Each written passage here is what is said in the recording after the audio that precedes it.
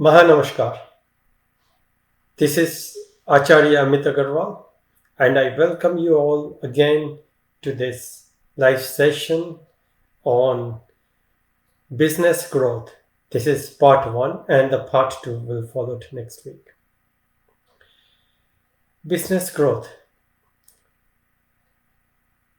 In this regular world, we all are thriving to grow or expand our business.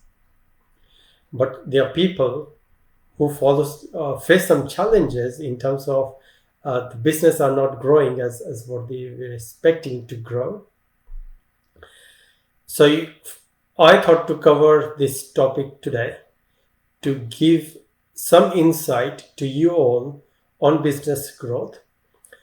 So maybe if you all can take a pen and pencil or a notepad and note down few questions which certainly will be quite important for you to rethink and assess what has actually needed a change in the business to improve your business. So the first question is, what are you giving to the customer or to the people? What is your giving? What benefits people or experienced people will enjoy with that product which you are offering to the people? Second question, who is your customer and why they will come to you? That's the second question, is the customer and why they come to you. And third question is your product up to the mark, i.e., is it able to thrive in the current environment? We have seen some places that people, all the product, they are there for a specific point of time, and after that it disappears in the market because it missing a change is required as the time is evolving, as the world is evolving. So are your product is incompatible with the current timeline, with the current generation, with the current requirement? So what are you giving? That's a key question. What your product is, how that product will create a benefit for the customer. As we all know, each of the product has a life cycle. It starts, creates a market, it stays in the market for a point of time, people enjoy it, and then the saturation comes in the market. But if the changes is not applied in that on the product, that product will saturate and then it will disappear. Also, if your product is able to, for people, they can really enjoy it and experience it, it will stay in the market for long. So take an example of Apple iPhone. It's there since it's launched in 2000, and it's still there. It holds the market. It has not disappeared. But take an example of the Nokia or BlackBerry. It didn't it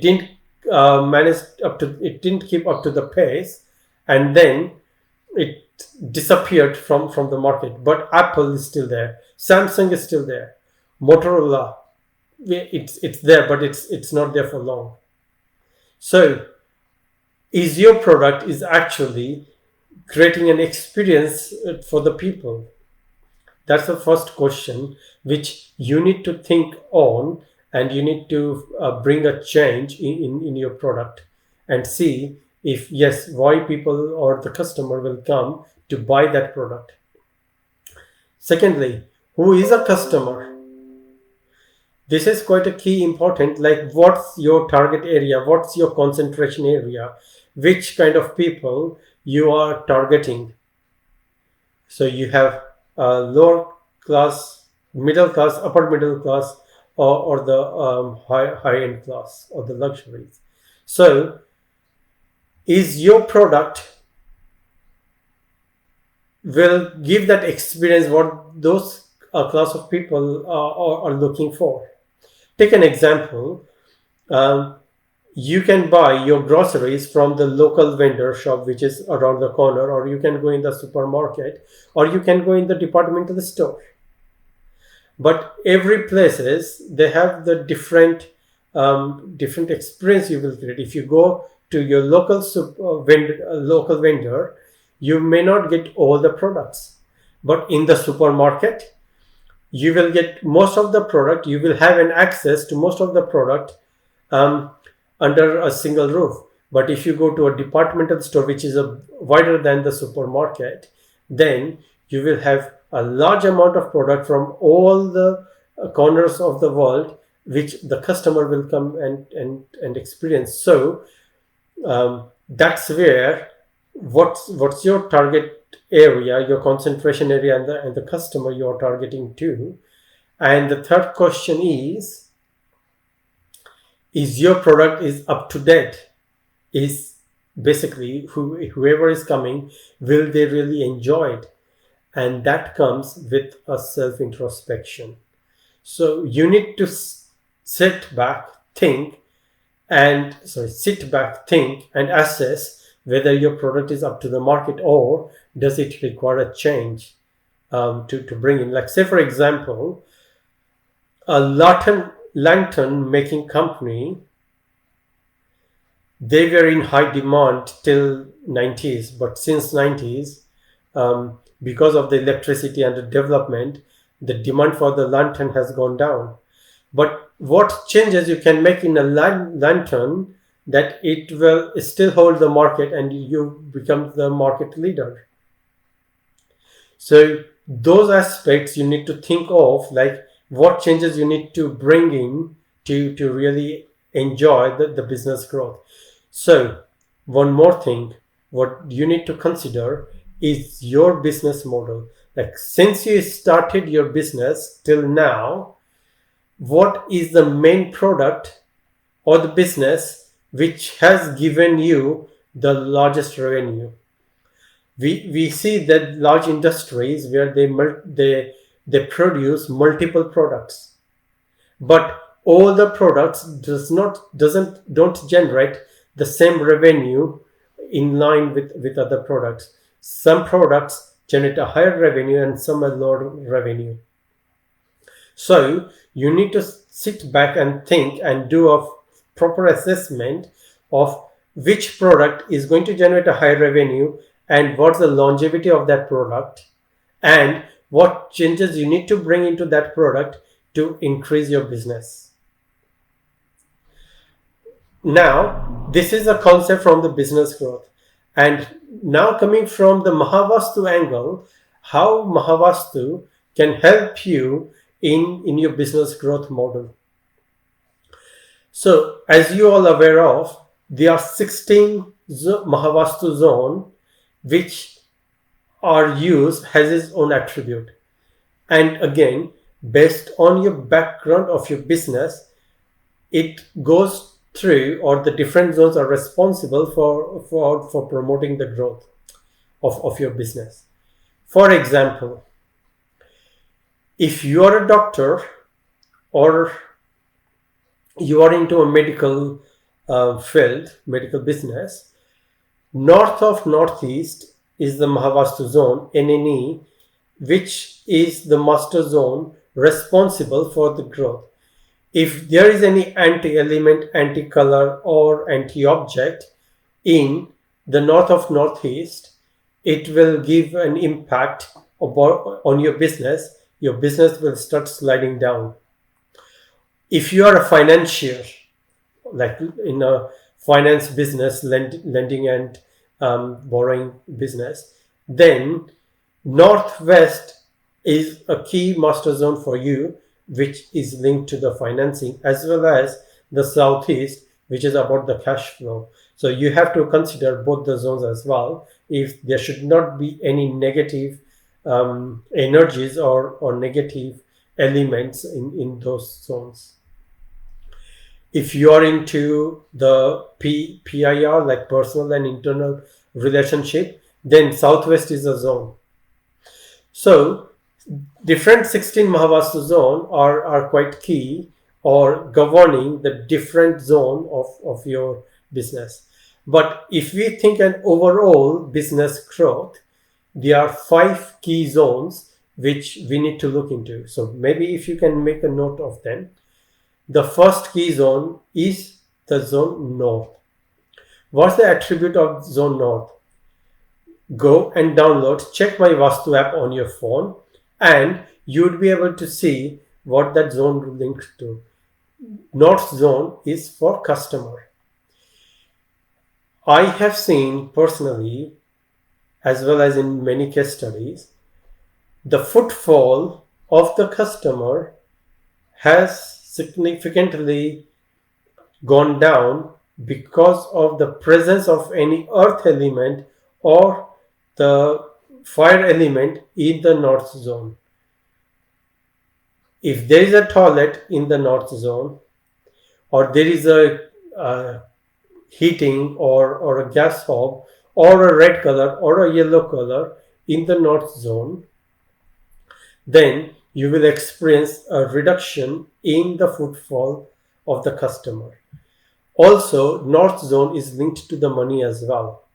So, a presence of earth element in the north zone will block your money.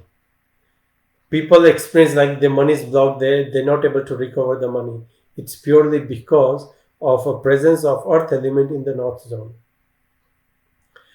The second key zone, all the business, they work for the gains. They want to increase the profit or the gain for them and for the shareholder. So west is the key zone to consider. So any anti-element, anti-activity or anti-object in the west will have an impact on your business profit. The third zone is the northwest. Northwest is a zone for your staff. If you're not able to retain your staff or there's a high staff turnover, the retention is poor, or you're not getting enough support from the staff, then northwest is the key zone which you need to look into. All the business, they work on the product, and the product has its own knowledge, its know-how. If you are running a business but you don't have your know-how correct, then how you expect your business to prosper or the growth?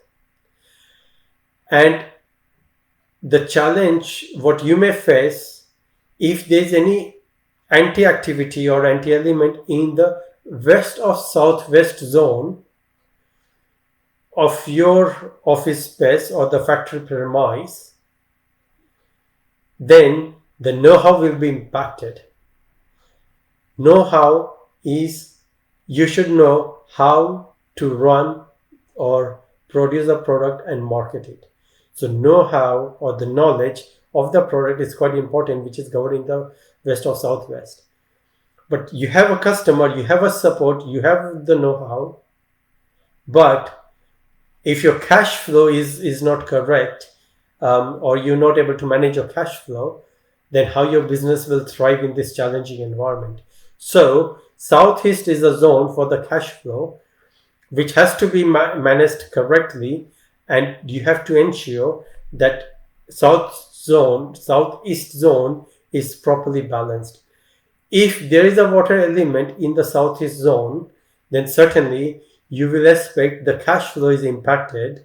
The energy or the flow of the people, it's not the energy of the people, the staff is also reduced as well, because southeast is a zone for the fire as well. Fire means energy. So we have gone through into 5 key zones for the business, and we also know that there are different zones which are linked to the specific business. So from your perspective, what you need to think is go through with those 3 questions I started earlier. Is know what you are selling, what the product is. What do you know about the product? Who is your customer? What experience your product is creating to a customer? Is your product up to the mark? Is update? And what value it will add to the customer?